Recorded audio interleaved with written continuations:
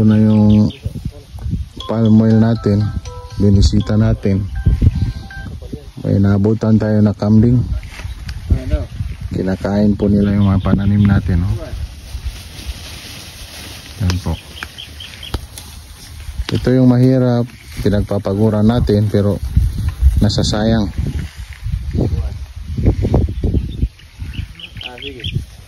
Pasambali ka mau magkapal na tayo. Niyo be, kuha na ko siya. Pare ah.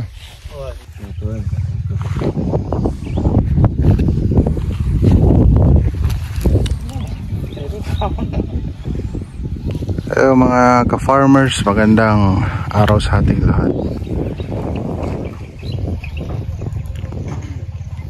Nandito tayo ngayon sa palm oil plantation. So binisita natin. So ito yung fencing natin. Ginawa po natin ito para madepensahan yung mga alagang hayop na pumapasok dito. So hindi pa rin natin kayang ma-provide yung wants ng ating farm dahil kanina nga pagdating natin dito inabutan po natin yung mga kambing doon, no? So walang tali po, so pinapabayaan po ng may-ari. So ito yung isa sa mga main problem sa ating pagpa-farm, lalong lalo na kapag tayo po yung nagsisimula pa lamang. Pinapalaki pa lang po natin yung ating mga pananim. So ito yung pinakakalaban ng ating farm, ito mga halagang hayop po na ito. Nakakalusot po sila sa ating farm fencing. So mahirap po i-maintain. So may mga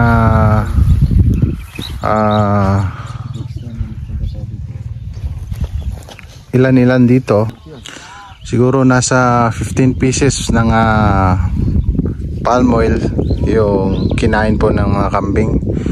So ito na po yung update after 1 month. So ito yung hindi natin maiwasan yung mga casualties sa ating mga pananim. So ito okay na sana yung kanyang pagtubo. So kung napapansin nyo, medyo malinis po yung kanyang nasa palibot niya. So yan, tumutubo naman. Pinalinisan po natin ito dahil medyo makapal or napakakapal na po talaga ng kanyang damo. So magpapatraktura po tayo dito. Yun yung pinakamabilis na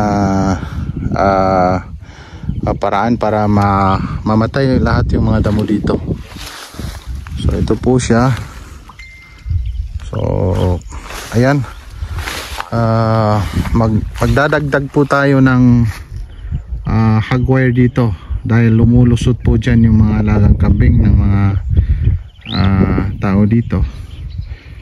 So ayan, hindi po nila nababantayan ng maayos. So tayo na lang po yung mag-a-adjust para po sa ating farm. Ang bahala po, gumastos po tayo. Ang mahalaga yung pinaghirapan po natin ay hindi po siya masasayang. Ito medyo masukal po yung ating palm oil dahil hindi pa po siya natatraktura. So kailangan po natin ito ipalinis. Araro po natin ito, no? So ayan. So mga viewers natin na nag-aabang sa ating upload about sugarcane, siguro mag-upload po tayo after a month or a year. So ang ating YouTube channel po, nakasanayan po natin mga viewers na nakikita po nila nagpa-farm po tayo ng sugarcane. So alam kong na-miss nyo po yung mga uploads po natin. So wag po tayo mag-alala dahil hindi pa po tayo tumigil sa pagpa-farming ng sugarcane. So kumbaga sinubukan lang po natin yung pagtatanim ng palm oil. So meron pa naman po tayong mangilan-ilan hektarya na natitira sa ating palm oil, sugarcane. So and medyo kuan po ito, pabangin po dito. So hindi naman po siya ganun ka sloping, napapansin nyo. Hindi po siya ganun ka sloping. Dito lang po sa kanyang, sa ating mid area, medyo sloping lang po siya ng konti. So ayan, ito yung kagandahan po ng fencing. Unang-una, nasisecure yung ating area. Pangalawa, yung mga alagang hayop katulad ng mga baka at kalabaw na hindi po sila basta-basta nakakapasok. So yun yung main concern po natin after natin ma-visit yung area na ito. Kailangan po nating maglagay ng hagwire para ma-secure po natin yung ating mga plants, palm oil. So ito, tingnan nyo yung mga kalabaw dito sa labas. Hindi po sila basta-basta makakapasok dyan. Kahit hindi po yan itatali, secure na secure po yung ating palm oil. So ito po siya. Bago po natin ito tinanim, naglagay po tayo ng basal or advance na fertilizer sa kanyang ilalim. After 1 month siguro ngayon, magbibigay tayo ng fertilizer bago siya matraktora. So ayan, pababa po tayo. So yun yung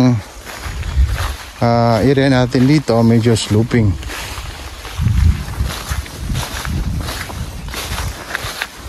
So hindi talaga natin maiwasan yung ma-damage yung ating mga pananim. So ganyan po talaga. So, kagaya nito, ito po yung kagandahan ng ating pagbabakod. Yung boundaries po natin na secure, yung mga plants po natin hindi basta-basta napapasukan. Itong mga kalabaw na ito, mga baka, kahit yung maliliit na baka nahihirapan po or hindi basta-basta makakapasok dito. So ayan po, medyo masukal na rin po siya after almost 2 months before planting palm oil. Ayan. So yun nga, dito napapansin nyo, wala pong mga casualties dito sa ating area na ito. Walang casualties, wala pong kinakain ng alagang hayop dahil wala pong kambing dito.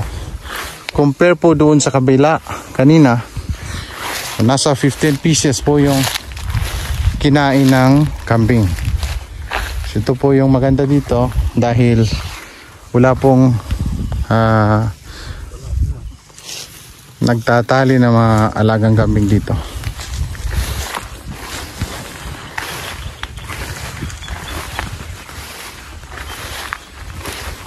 So ayun mga ka-farmers, at least na-update po tayo sa ating ito na po yung update natin sa ating palm oil plantation. So hopefully meron po kayong mga idea na makukuha dito or mga guide. So kung may mga katanungan po tayo, pwede po kayong mag-comment sa ibaba at atin po yan sasagutin about palm oil planting and about pagpapabakod or fencing, farm fencing. So hanggang dito na lang mga ka-farmers, mga kababayan, magandang araw and wassalamualaikum warahmatullahi wabarakatuh.